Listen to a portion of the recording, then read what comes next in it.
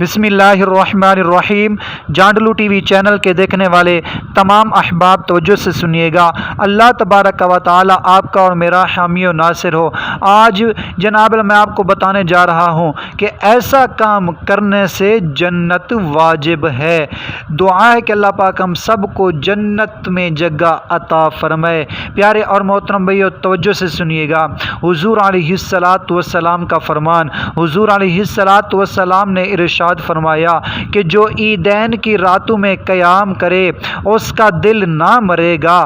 جناب جس دن لوگوں کے دل مر جائیں گے، اور جو شخص 5 راتوں میں شب بیداری کرے اس کے لیے جنت واجب ہے۔